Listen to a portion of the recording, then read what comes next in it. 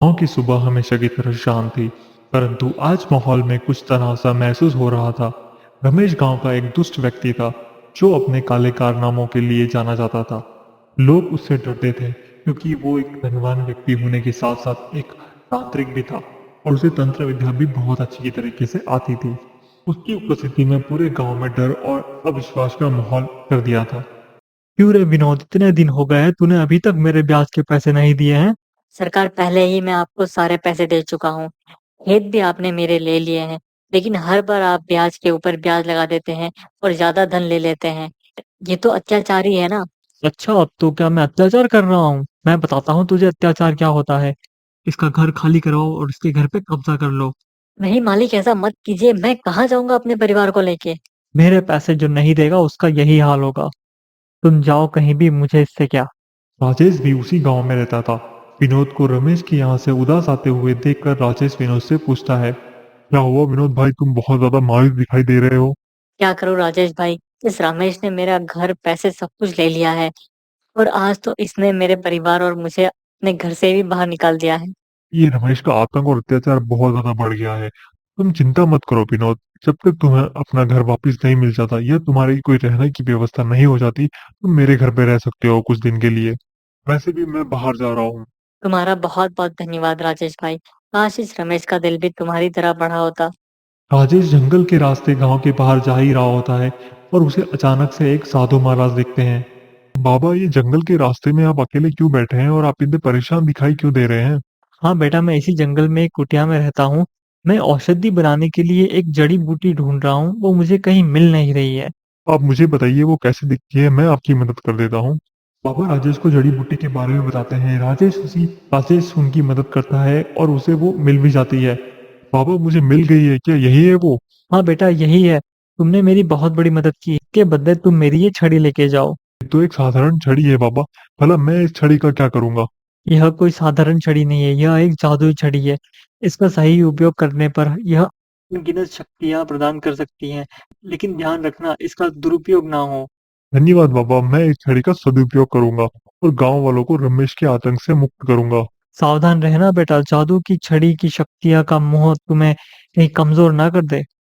राजेश छड़ी को घर लेकर आ जाता है, और वो अपने दोस्तों को इस छड़ी के बारे में बताता है और उन्हें बताता है कि इस छड़ी से रमेश के आतंक को खत्म कर सकता है। राजेश, ये एक बहुत ही जिम्मेदारी का काम है। हमें इस छड़ी का सही तरीके से इस्तेमाल करना होगा। हाँ, हमें रमेश के विरुद्ध इसका प्रयोग करना चाहिए, लेकिन सबसे पहले हमें ये जानना होगा कि आखिर ये छड़ी काम कैसे करती है। राजेश ने छड़ी को ध्यान से देखा और घुमाया, निकली और पास ही के पेड़ पर लगी सूखी पत्तियां हरी हो गई। वाह, यह सचमुच जादुई छड़ी है, हमें इसका सही उपयोग करना होगा। रात को तीनों दोस्तों ने रमेश के काले कारनामों का पर्दाफाश करने की योजना बनाई। वे रमेश के घर के पास ही छिपकर उसकी गतिविधियों पर नजर रख रहे थे। देखो, रमेश अपने गुप्त कमरे में जा रहा है, हमें उसकी योजनाओं का पता लगाना होगा। आज फिर से कोई ना कोई तंत्र क्रिया कर रहा होगा वो। हाँ, लेकिन हमें सावधानी बरतनी होगी, वो बहुत चालाक है। तीनों दोस्तों ने चुपचाप रमेश के घर में प्रवेश किया और उसके गुप्त कमरे के बाहर खड़े हो गए। वे सुनने लगे कि रमेश क्या बात कर रहा था। ये गांव जल्दी ही मेरे कब्जे में होगा। कोई भी मेरी योजनाओं के बारे में नहीं जानता, पर मैं अब सर्वशक्तिमान बन जाऊंगा। राजेश ने छड़ी को उठाया और धीरे से कमरे का दरवाजा खोला। उन्होंने देखा कि रमेश एक बड़ी योजना बना रहा था। रमेश, तुम्हारे बुरे दिन आ गए हैं। रमेश चौंक कर पीछे मुड़ा और तीनों दोस्तों को देखकर हंसने लगा। अब गांव वालों पर तुम कोई अत्याचार नहीं कर सकते, क्योंकि ये जादुई छड़ी हमारे पास है, ये तुम्हें समाप्त कर देगी। तुम लोग क्या सोचते हो कि तुम मुझे रोक पाओगे? और ये छड़ी मेरा क्या बिगाड़ लेगी? राजेश ने छड़ी को उठाया और हवा में घुमाया। एक तेज रोशनी छड़ी में से निकली और रमेश के हाथ में से सभी दस्तावेज खींचकर राजेश के पास आ गए। ये कैसे हो सकता है? रमेश, अब तुम्हारा खेल खत्म। हाँ, यह छड़ी अब तुम्हारी सभी काले कारनामों का अंत कर देगी। रमेश ने भागने की कोशिश की, लेकिन राजेश ने फिर से छड़ी घुमाई और छड़ी में से जो रोशनी निकली उसने रमेश को जकड़ लिया। रमेश का सारा जादू अब खत्म हो गया था, वो एक साधारण मनुष्य बन गया था। मुझे छोड़ दो, मैं अब कोई बुरे काम नहीं करूंगा।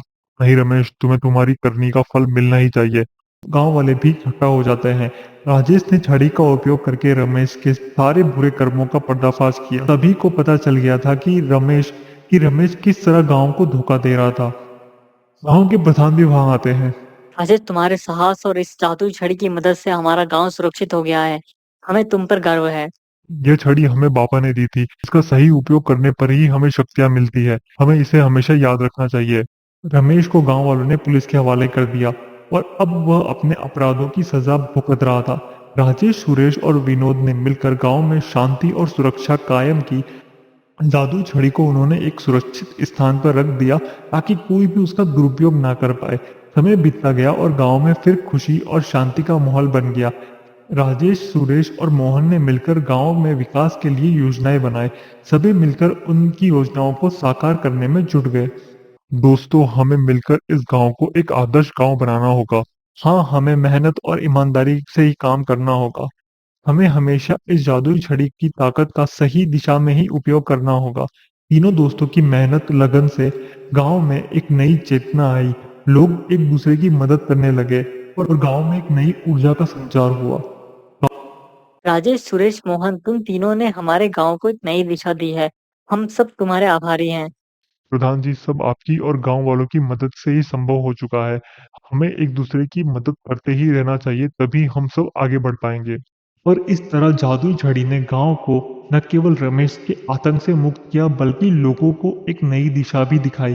राजेश, सुरेश और मोहन की मित्रता और उनकी मेहनत ने साबित कर दिया कि लोग एकजुट होकर सही दिशा में काम करते हैं तो कोई भी चुनौती का सामना वो कर सकते हैं। जादुई छड़ी उनके लिए एक प्रेरणा का स्रोत बन गई थी। उन्होंने सीखा कि सबकी शक्ति एकजुटता और ईमानदारी में ही होती है।